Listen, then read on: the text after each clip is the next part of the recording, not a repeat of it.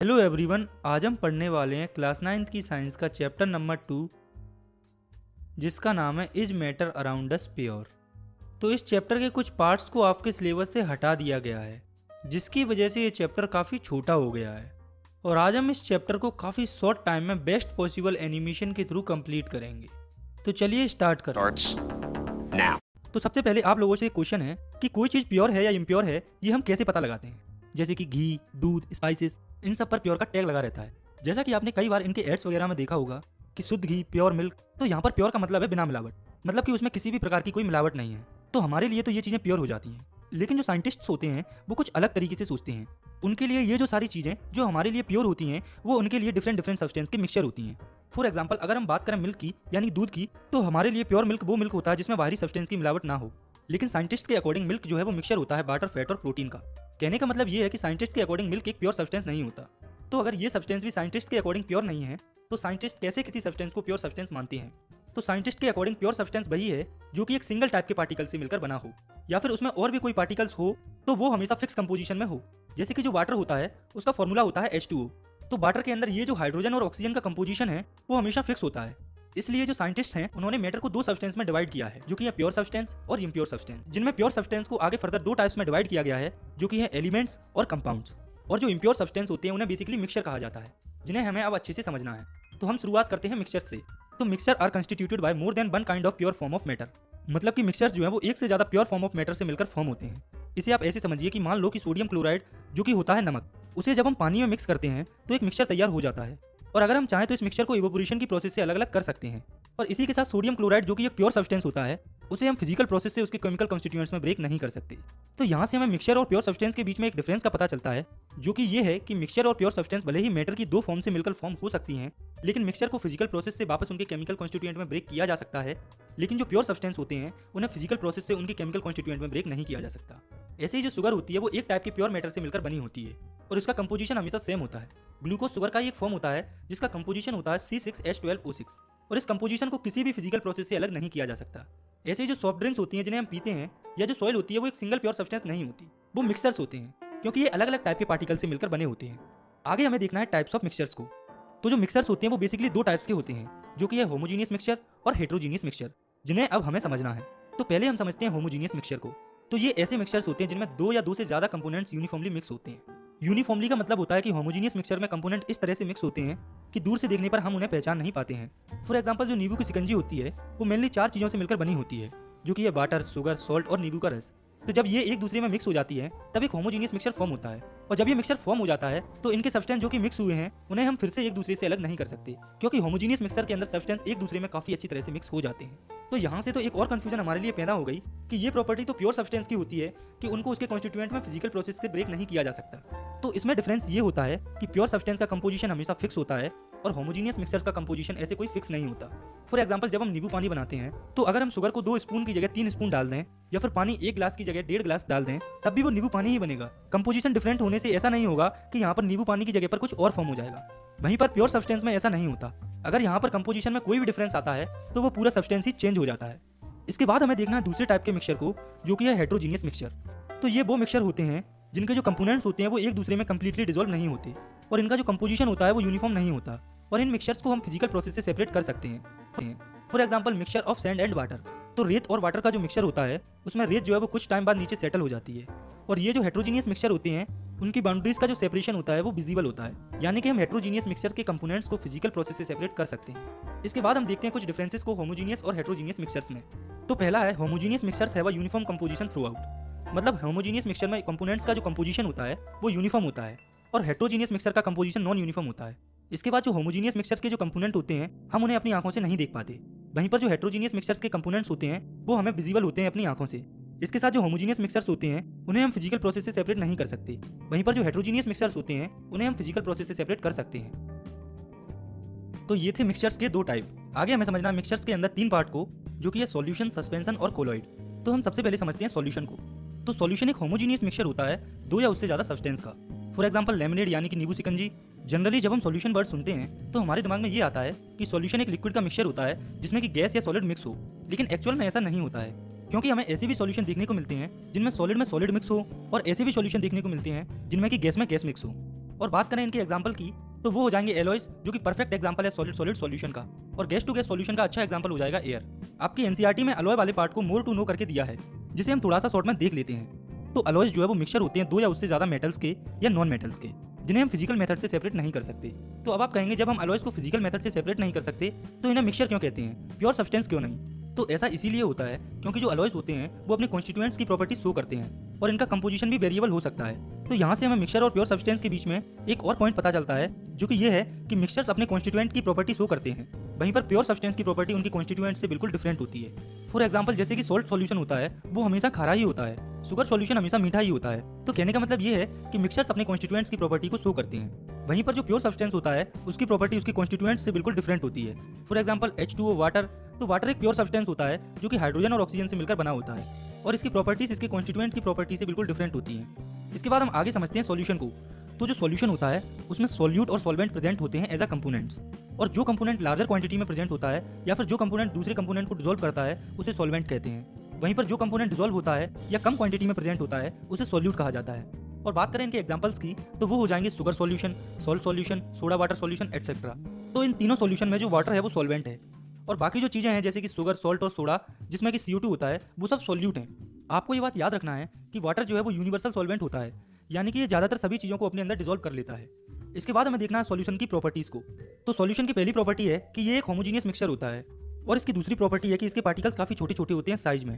इसके particles 1 nanometre से छोटे होते हैं। 1 नैनोमीटर बराबर होता है 10⁻⁹ मीटर, इसलिए हम जो है इन्हें अपनी आंखों से डायरेक्टली नहीं देख पाते हैं। और वहीं पर बात करें इनकी तीसरी प्रॉपर्टी की तो वो ये है क्योंकि इनके पार्टिकल्स का साइज काफ़ी छोटा होता है, इसी वजह से सॉल्यूशन जो है उनसे जो लाइट पास होती है उसे स्कैटर नहीं करते हैं, इसीलिए हमें सॉल्यूशन में से जो बीम ऑफ लाइट पास होती है वो विजिबल नहीं होती। और बात करें इसके चौथे फंक्शन की तो वो ये है कि सॉल्यूशन के अंदर जो सॉल्यूट के पार्टिकल्स होते हैं वो मिक्सचर से सेपरेट नहीं किए जा सकते फिल्ट्रेशन प्रोसेस के थ्रू, और ऐसा इसलिए होता है क्योंकि सॉल्यूशन होमोजीनियस मिक्सचर होते हैं, जिसकी वजह से ये जो सॉल्यूट के पार्टिकल्स होते हैं वो नीचे सेटल नहीं होते जब हम उन्हें ऐसे ही फ्रीली छोड़ देते हैं। इसके बाद आगे हमें समझना है कंसंट्रेशन ऑफ सॉल्यूशन को। तो it is basically a proportion और amount of solute and solvent in the solution, मतलब कंसंट्रेशन जो है वो सॉल्यूट और सॉल्वेंट का अमाउंट होता है सॉल्यूशन में। तो सॉल्यूशन के अंदर सॉल्वेंट हमेशा ज़्यादा प्रोपोर्शन में होता है, इसीलिए हम यहाँ पर सॉल्यूट पर थोड़ा ज़्यादा ध्यान देंगे। तो सॉल्यूशन के अंदर सॉल्यूट के अमाउंट के बेसिस पर जो सॉल्यूशन है वो डाइल्यूट हो सकता है या कंसंट्रेटेड हो सकता है। तो डाइल्यूट सॉल्यूशन वो सॉल्यूशन होता है जिसके अंदर सॉल्यूट की जो मात्रा होती है या सॉल्यूट का जो कंसंट्रेशन होता है वो काफ़ी कम होता है। वहीं पर कंसंट्रेटेड सॉल्यूशन वो सॉल्यूशन होता है जिसमें सॉल्यूट की काफ़ी ज़्यादा मात्रा या कंसंट्रेशन होती है। जैसे आप मान लो 2 सॉल्ट सॉल्यूशन है, एक सॉल्यूशन में 100 ml वाटर में 2 ग्राम सॉल्ट मिक्स है और दूसरे सॉल्यूशन में 100 ml वाटर में 10 ग्राम सॉल्ट मिक्स है। तो हम यहाँ से काफ़ी आसानी से कह सकते हैं कि पहले वाला जो सॉल्यूशन है वो डाइल्यूट है और दूसरे वाला सॉल्यूशन कंसंट्रेटेड सॉल्यूशन है। आपको ये बात यहाँ से याद रखनी है कि जो डाइल्यूट और कंसंट्रेटेड जो है वो कंपैरेटिव टर्म्स हैं। इसे आप ऐसे समझिए कि अभी हमने ऊपर देखा कि 10 ग्राम सॉल्ट जो है वो 100 ml वाटर में कंसंट्रेटेड सॉल्यूशन फॉर्म कर रहा है, लेकिन अगर वहीं पर कोई ऐसा सॉल्यूशन रखा है जिसमें 20 ग्राम सॉल्ट हो 100 ml वाटर में, तो उस केस में 10 ग्राम सॉल्ट वाला जो सॉल्यूशन है वो डाइल्यूट सॉल्यूशन हो जाएगा 20 ग्राम सॉल्यूशन वाले के कंपैरिजन में। तो कहने का मतलब ये है कि ये डाइल्यूट और कंसंट्रेटेड दो कंपैरेटिव टर्म्स हैं। इसके बाद हमें समझना सैचुरेटेड और अनसैचुरेटेड सॉल्यूशंस के बारे में। तो सैचुरेटेड सॉल्यूशन ऐसे सॉल्यूशन होते हैं जिनमें कि किसी पर्टिकुलर टेम्परेचर पर मैक्सिमम जो सॉल्यूट है वो डिसॉल्व हो चुका हो, मतलब कि ऐसे सॉल्यूशन जिनमें और ज़्यादा सॉल्यूट डिसॉल्व ना किया जा सके। फॉर एग्जांपल आप मान लो कि कोई शुगर सॉल्यूशन है, हम उसमें शुगर ऐड करते जाएं तो इस सॉल्यूशन के अंदर एक ऐसा पॉइंट आएगा कि इसमें और ज़्यादा शुगर ऐड नहीं होगी, तो हम इस पॉइंट के सॉल्यूशन को सैचुरेटेड सॉल्यूशन कहेंगे। कहने का मतलब ये है कि हम सैचुरेटेड सॉल्यूशन में और ज़्यादा सॉल्यूट ऐड नहीं कर सकते। लेकिन वहीं पर अगर हम सैचुरेटेड सॉल्यूशन के लिए टेम्परेचर को इंक्रीज कर देते हैं तो हम इस पर्टिकुलर सैचुरेटेड सॉल्यूशन में और ज़्यादा सॉल्यूट को ऐड कर पाएंगे। तो जब हम हाई टेम्परेचर पर सैचुरेटेड सॉल्यूशन में और सॉल्यूट को ऐड करके ठंडा कर देंगे तो हमें सुपर सैचुरेटेड सॉल्यूशन की फॉर्मेशन देखने को मिलेगी। तो यहाँ से हम एक बात कह सकते हैं कि हमें सॉल्यूशन की अलग अलग टेम्परेचर पर अलग अलग कंसंट्रेशन या सॉल्युबिलिटी देखने को मिल सकती है। और वहीं पर अगर किसी भी सॉल्यूशन में अमाउंट ऑफ सॉल्यूट जो है वो सैचुरेशन लेवल से कम है तो उस सॉल्यूशन को हम अनसैचुरेटेड सॉल्यूशन कहते हैं। तो अभी तक हमने ये देखा कि सैचुरेटेड सॉल्यूशन में मैक्सिमम सॉल्यूट डिसॉल्व होता है और अनसैचुरेटेड सॉल्यूशन में मैक्सिमम सैचुरेशन लेवल से कम सॉल्यूट डिसॉल्व होता है। और हमने देखा कि एक ही सॉल्वेंट में अलग अलग सॉल्यूट की अलग अलग कंसंट्रेशन हो सकती है अलग अलग टेम्परेचर पर। तो यहाँ से हम कंसंट्रेशन ऑफ सॉल्यूशन की सिंपल डेफिनेशन लिख सकते हैं, जो कि ये है the concentration of solution is the amount of solute present in the amount of solution. मतलब सॉल्यूशन के अंदर सॉल्यूट का जो अमाउंट होता है उसे कंसंट्रेशन ऑफ सॉल्यूशन कहा जाता है। हम कंसंट्रेशन ऑफ सॉल्यूशन को काफ़ी तरीके से फाइंड कर सकते हैं, लेकिन हमें यहाँ इस क्लास में सिर्फ 3 तरीकों को देखना है, जिसमें पहली है मास बाय मास परसेंटेज, दूसरी है मास बाय वॉल्यूम परसेंटेज और तीसरी है volume by volume percentage of a solution. तो मास बाय मास परसेंटेज को हम mass of solute upon mass of solution into 100 वाले फॉर्मूलेशन निकाल सकते हैं। ऐसे ही मास बाय वॉल्यूम परसेंटेज को हम mass of solute upon volume of solution into 100 वाले फॉर्मूलेशन निकाल सकते हैं। और जो वॉल्यूम बाय वॉल्यूम परसेंटेज होती है सॉल्यूशन की, उसे हम volume of solute upon volume of solution into 100 वाले फॉर्मूलेशन निकाल सकते हैं। तो इन फॉर्मूलेस का यूज जो है न्यूमेरिकल्स में होता है तो अब हम देखते हैं एक न्यूमेरिकल को, जो कि एनसीईआरटी का एग्जाम्पल 2.1। तो इस क्वेश्चन में एक सॉल्यूशन है जिसमें 40 ग्राम सॉल्ट है 320 ग्राम वाटर के अंदर। तो हमें इसमें कंसंट्रेशन पता करनी है मास बाय मास परसेंटेज की। तो पहले हमें जो गिवन है वो हम लिख लेते हैं। तो इस सॉल्यूशन में सॉल्यूट है सॉल्ट और सॉल्वेंट है वाटर। तो हमें मास ऑफ सॉल्यूट दिया है 40 ग्राम और मास ऑफ सॉल्वेंट दिया है 320 ग्राम। तो अगर हम सॉल्यूट और सॉल्वेंट को ऐड कर दें तो हमें पूरे सॉल्यूशन का मास पता चल जाएगा, क्योंकि आखिर में सॉल्यूशन सॉल्यूट और सॉल्वेंट से ही मिलकर तो बना है। तो यहाँ से सॉल्यूशन का मास आ जाएगा 40 + 20 = 360 ग्राम। तो अब हम मास बाय मास परसेंटेज का फॉर्मूला लगाकर आसानी से उसे निकाल लेंगे। तो ये हो जाएगा mass of solute upon mass of solution into 100, जो कि होगा 40/360 इंटू 100। जब हम इस इक्वेशन को सॉल्व करेंगे तो हमारा मास परसेंटेज आ जाएगा 11.1%। तो आप अगर चाहें तो कंसंट्रेशन की परसेंटेज पर कुछ और न्यूमेरिकल्स को प्रैक्टिस कर सकते हैं। इसके बाद हमें समझना मिक्सर से रिलेटेड दूसरे टर्म को, जो कि है सस्पेंशन।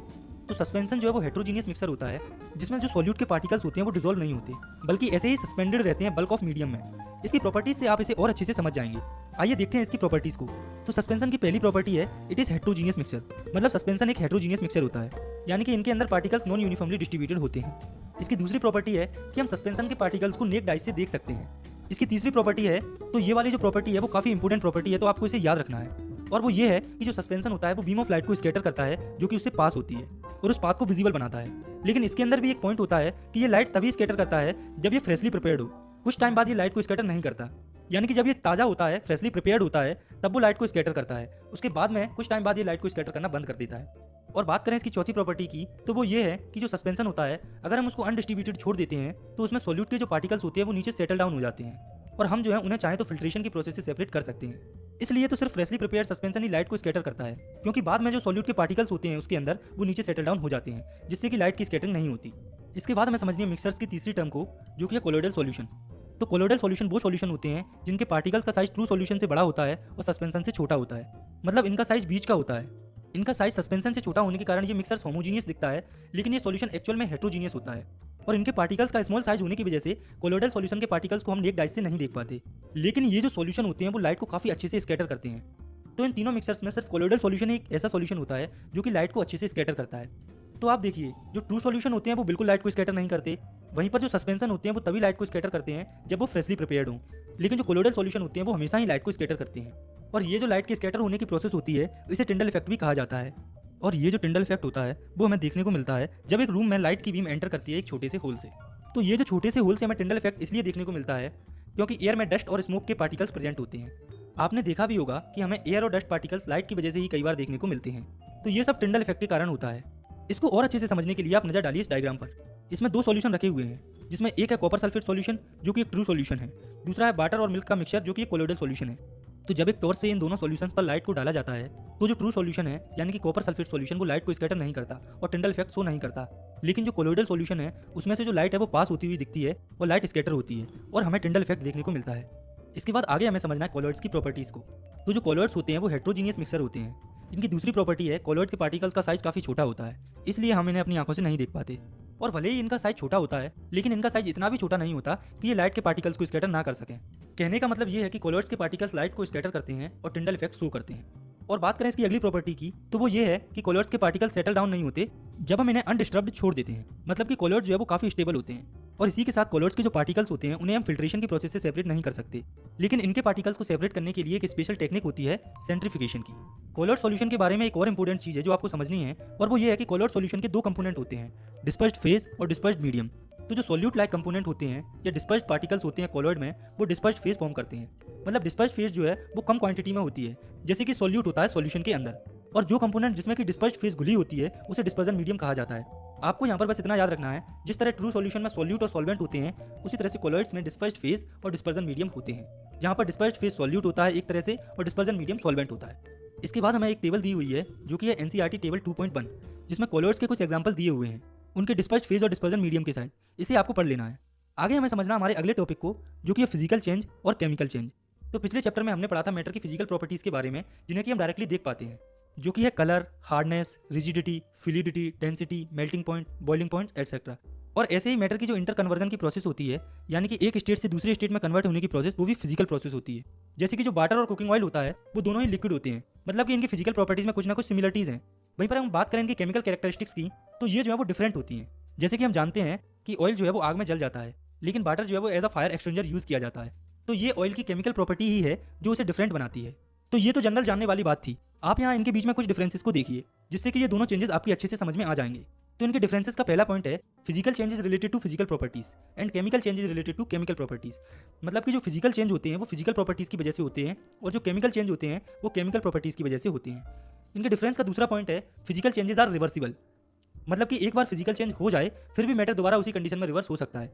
वहीं पर जो केमिकल चेंजेस हैं वो इरिवर्सिबल होते हैं। मतलब कि एक बार ये चेंज हो जाए तो ये दोबारा रिवर्स नहीं होते। फॉर एग्जांपल बर्निंग, तो जब हम किसी चीज़ को जला देते हैं तो उसकी केमिकल कंपोजिशन चेंज हो जाती है, जो कि रिवर्स नहीं हो सकती। इसके बाद अगला पॉइंट है कि फिजिकल चेंजेस को फिजिकल रिएक्शन कहा जाता है और केमिकल चेंज को केमिकल रिएक्शन कहा जाता है। केमिकल रिएक्शन के बारे में हम क्लास 10th में पढ़ेंगे, उन्हें हमें यहाँ नहीं पढ़ना है। यहाँ हमें बस फिजिकल चेंज और केमिकल चेंज के बारे में बस इतना ही जानना है। आगे हम देखते हैं इस चैप्टर के लास्ट टॉपिक को, जो कि है टाइप्स ऑफ प्योर सब्सटेंस। तो केमिकल कंपोजिशन के बेसिस पर प्योर सब्सटेंस को दो टाइप्स में क्लासिफाई किया गया है, जो कि है एलिमेंट्स और कंपाउंड्स। तो पहले हम समझते हैं एलिमेंट्स को। तो रॉबर्ट बॉयल ने सबसे पहले 1661 में एलिमेंट टर्म को यूज किया था, और एंटनी लॉरेंट लेवियोजर ने, जो कि एक फ्रेंच केमिस्ट थे, उन्होंने सबसे पहले एलिमेंट की डेफिनेशन को एक्सपेरिमेंटली एक्सप्लेन किया था। उन्होंने कहा था एलिमेंट मैटर की एक बेसिक फॉर्म होती है, जो कि केमिकल रिएक्शन के द्वारा सिंपल सब्सटेंस में ब्रेकडाउन नहीं किया जा सकता। और ये जो एलिमेंट्स होता है इसे नॉर्मली 3 पार्ट्स में डिवाइड किया जाता है, जो कि ये मेटल्स, नॉन मेटल्स और मेटलॉइड्स। तो जो मेटल्स होते हैं वो कुछ ऐसी प्रॉपर्टीज शो करते हैं, जैसे कि ये लेक्सरस होते हैं, यानी कि मेटल साइन करते हैं। इसके साथ जो मेटल्स होते हैं वो हीट और इलेक्ट्रिसिटी को कंडक्ट करते हैं, यानी कि इनमें से हीट और इलेक्ट्रिसिटी पास हो सकती है। इसके साथ ही डक्टाइल होते हैं, यानी कि हम मेटल्स को थिन वायर्स में कन्वर्ट कर सकते हैं। और मेटल मेलिएबल भी होते हैं, मतलब कि हम इन्हें थिन शीट्स में कन्वर्ट कर सकते हैं। और इनकी नेक्स्ट प्रॉपर्टी है कि ये सोनूरस होते हैं, मतलब कि जब इन्हें हिट किया जाता है तो ये साउंड प्रोड्यूस करते हैं। इसके साथ मेटल जो है वो सॉलिड होते हैं। सिर्फ मरकरी एक ऐसा मेटल है जो कि लिक्विड होता है रूम टेम्परेचर पर, और मेटल्स के एग्जांपल हो जाएंगे गोल्ड, सिल्वर, कॉपर, ईटीसी। इसके बाद हम देखते हैं प्रॉपर्टीज ऑफ नॉन मेटल्स। तो नॉन मेटल्स पुअर कंडक्टर्स होते हैं हीट और इलेक्ट्रिसिटी के, यानी कि इनमें से हीट और इलेक्ट्रिसिटी पास नहीं होती। इसके साथ ये नॉन लक्सरस, नॉन सोनूरस, नॉन मेलिएबल होते हैं, मतलब कि नॉन मेटल के अंदर लक्सरस, सोनूरस और मेलिएबल जैसी कोई भी प्रॉपर्टी नहीं होती। और ये जो नॉन मेटल्स होते हैं वो मैटर की तीनों फॉर्म्स, यानी कि सॉलिड, लिक्विड और गैस में पाई जाती हैं। For example hydrogen, oxygen. इसके साथ मेटल्स और नॉन मेटल्स के अलावा भी कुछ ऐसे एलिमेंट्स होते हैं जिनकी प्रॉपर्टी मेटल्स और नॉन मेटल्स दोनों के बीच की होती हैं, यानी कि इनमें कुछ प्रॉपर्टीज मेटल्स की होती हैं और कुछ नॉन मेटल्स की। इन एलिमेंट्स को मेटलॉइड्स कहा जाता है। For example boron, silicon, germanium etcetera. इसके बाद हमें एलिमेंट्स के बारे में कुछ एडिशनल इन्फॉर्मेशन को देखना है, तो चलिए देखते हैं इसे। तो इसमें पहली है कि अब तक 100 से ज़्यादा एलिमेंट को जाना जा चुका है, जिसमें 92 नेचुरली अकरिंग है, मतलब कि नेचर से हमें मिले हैं, और बाकियों को साइंटिस्ट ने बनाया है। दूसरी ये है कि ज़्यादातर जो एलिमेंट्स हैं वो सॉलिड्स हैं।